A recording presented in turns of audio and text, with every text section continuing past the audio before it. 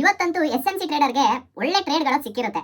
ನೋಡ್ಬೋದು ಇವತ್ತು market gap up open ಆಗಿ ಮೇಲ್ಗಡೆ ಹೋಗ್ತಾ ಇರುತ್ತೆ. ಎಲ್ಲ ಎಲೆಕ್ಷನ್ ಇರೋದ್ರಿಂದ ಮಾರ್ಕೆಟ್ ಇವತ್ತು ಮೇಲ್ಗಡೆ ಹೋಗುತ್ತೆ ಅನ್ಕೋತಾರೆ. ಬಟ್ ಪ್ರೀವಿಯಸ್ ಡಾಟಾ ಯಾರು ಅಬ್ಸರ್ವ್ ಮಾಡಿರಲ್ಲ. ಅಲ್ಲೊಂದು ಎಫ್ಪಿಜಿ ಮತ್ತೆ ಆರ್ಡರ್ ಬ್ಲಾಕ್ ಇರುತ್ತೆ.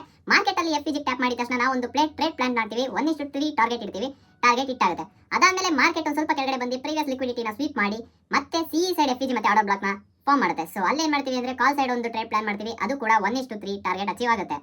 ಅದಾದ್ಮೇಲೆ ಮಾರ್ಕೆಟ್ ಆ ಒಂದು ಎಫ್ಪಿಜಿ ಆರ್ಡರ್ ಬ್ಲಾಕ್ ನ ಮತ್ತೆ ಟ್ಯಾಪ್ ಮಾಡುತ್ತೆ, ಒಂದು ಹ್ಯಾಮರ್ ಕ್ಯಾಂಡಲ್ ಫಾರ್ಮ್ ಮಾಡುತ್ತೆ. ಮತ್ತೆ ಅಲ್ಲಿ ಒಂದು ಟ್ರೇಡ್ ಪ್ಲಾನ್ ಮಾಡ್ತೀವಿ. 1:3 ಟಾರ್ಗೆಟ್ ಆರಾಮಾಗಿ ಸಿಗುತ್ತೆ.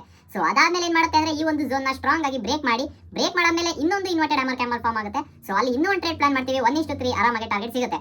ಸೊ ಇದೆಲ್ಲ ಆದ್ಮೇಲೆ ಏನ್ ಮಾಡ್ತೀವಿ ಅಂದ್ರೆ ಈ ಒಂದು ಸ್ವಿಂಗ್ ಅಲ್ಲಿ ಒಂದು ಆರ್ಡರ್ ಬ್ಲಾಕ್ ಇರುತ್ತೆ. ಸೊ ನಾನು ಇಲ್ಲಿ ಟ್ಯಾಪ್ ಮಾಡಿದ್ರೆ ಮತ್ತೆ ಪಿ ಸೈಡ್ ಎಂಟ್ರಿ ತಗೊಳ್ಳೋಣ ಅಂತ ಇರ್ತೀನಿ. ಬಟ್ ಏನ್ ಮಾಡುತ್ತೆ ಮಾರ್ಕೆಟ್ ಅಗ್ರೆಸಿವ್ ಆಗಿ ಫಾಲ್ ಆಗಿ ಒಂದು ಬಿಪಿಆರ್ ಲೆವೆಲ್ ನ ಫಾರ್ಮ್ ಮಾಡುತ್ತೆ.